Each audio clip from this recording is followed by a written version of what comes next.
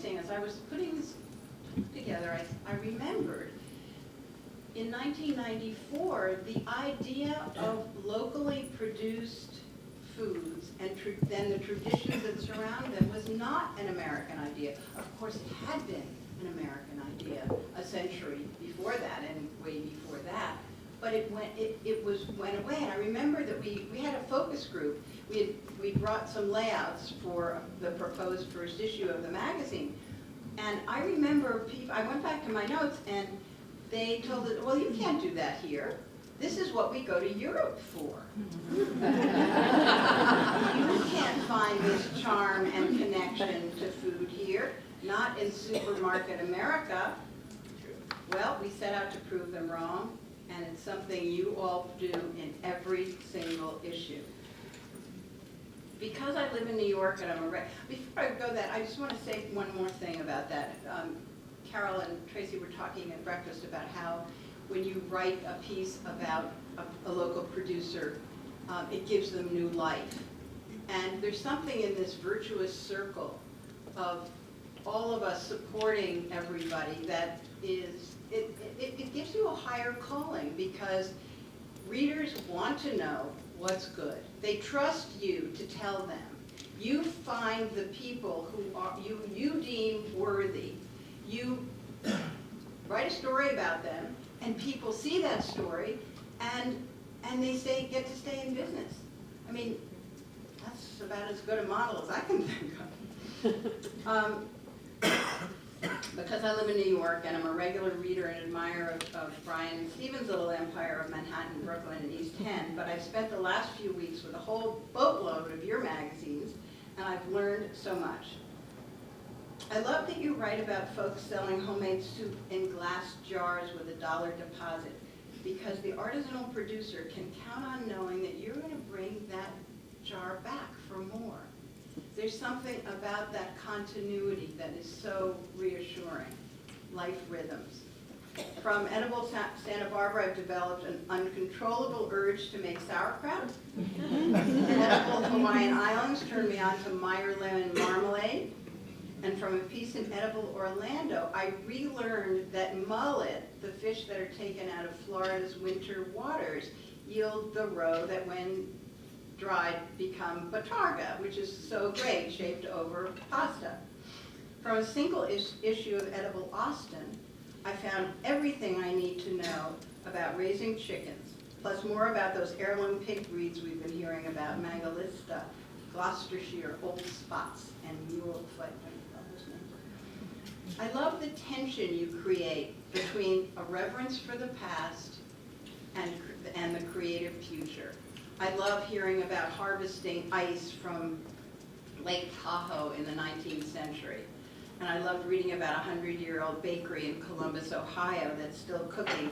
And in the same issue, a piece about two guys who were starting a micro distillery to make craft vodka from soft red winter wheat. How cool is that? In Edible Portland, I discovered that 2011 is the year of the horseradish. And tucked into the bottom of Edible San Francisco's last page, I found this anonymous quote that I will treasure. Despite its artistic pretensions and its many accomplishments, humankind owes its existence to a 6-inch layer of topsoil and the fact that it rains. Our magazine's great. In the edible universe, you can't find a chef who doesn't garden or a gardener who doesn't cook. I love the profiles of women farmers, notably in South Florida and Columbus. And in Edible Iowa, I eagerly read a recap of the birth of an organization that I belong to. I didn't know that Food Democracy Now! Was founded in Iowa. Reading so many of your stories on farms and food banks, I'm dumbfounded that there are still 17 million children in this rich country of ours who face hunger issues. The more I read, the closer to home I got. In Edible Jersey, I found a story about my close friends and colleagues, the women who run Canal House. Though I've worked with and traveled with and cooked with Christopher Hersheimer for 3 decades, I'd never heard the story she told your writer about a transformative experience she had when she was 8 years old, reading Heidi and running downstairs to cook up a pot of cheese. It didn't matter that it burned. That was the first time, she said, she truly felt cooking. I say, it makes a great story. It's true. Even closer to home, I discovered an edible nutmeg that in my hometown, Westport, Connecticut, seniors from my very high school, Staples, are making an edible garden on the school grounds.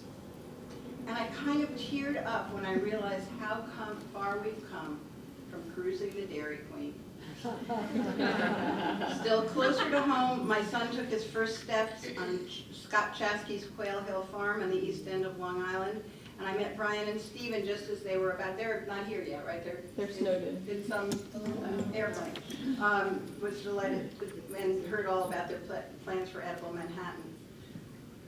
As I read the intro of Tracy and Carol's wonderful Edible, the book, which is a great book, and you should all be really proud of that, I was reminded that Saveur chose Edible Ojai in 2004 for the Saveur 100 issue to Repercussions, which you all know.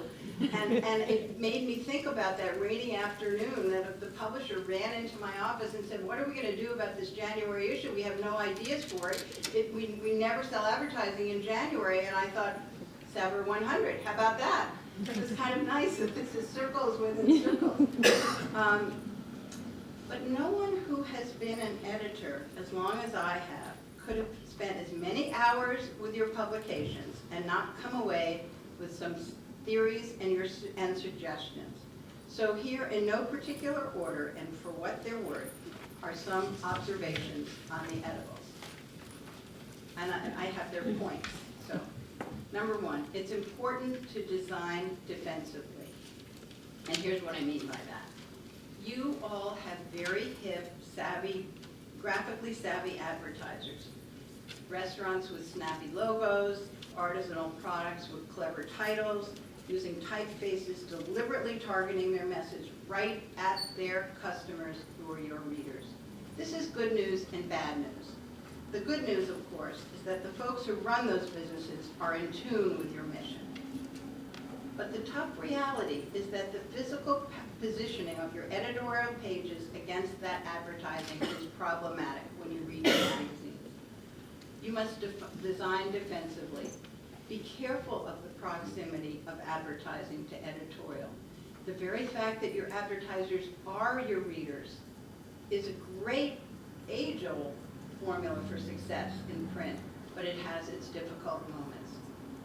You don't have to convince advertisers of the worthiness of your message, as we had to do at Met Home, and when our charge was to show the, how shall I say, somewhat backward Southern furniture market, that our readers, who emerging baby boomers, were not about to live the way their parents did.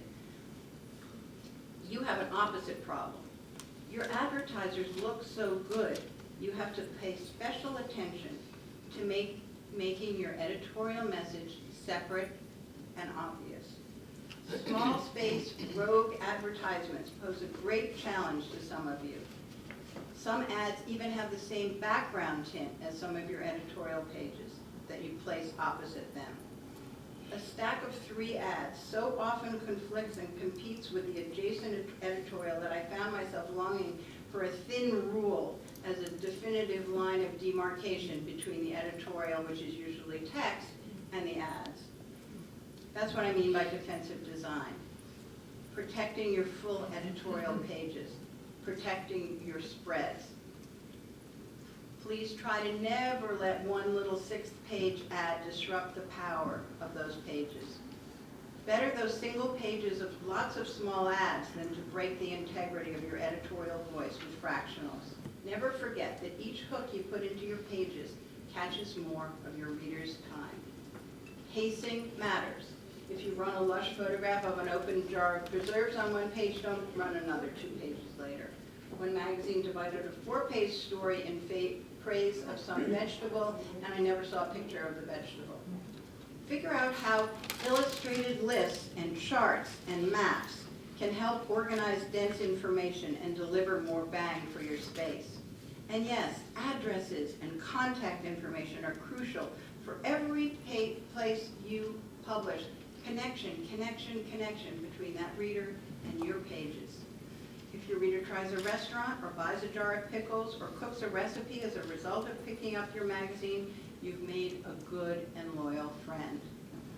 Imagine my delight when I was reading Santa Barbara's editor and publisher Krista Harris's interview with Michael Pollan in the current issue, and I found something new. The more I work on these issues having to do with the whole food system, Pollan told her, the more I realize that our problem is a cooking problem. The changes in the diet that we've seen over the last couple of decades and the various problems in terms of both health and family life are closely tied to the fact that people are cooking less and eating meals together less. And I find it heartening to know that Michael's taking cooking lessons for his next book. As publishers, it seems to me that you are more like local politicians who represent a constituency of shop owners and restaurants and artisanal producers and farmers markets and restaurants and events and programs. This is not a job for the faint of heart, as you all know.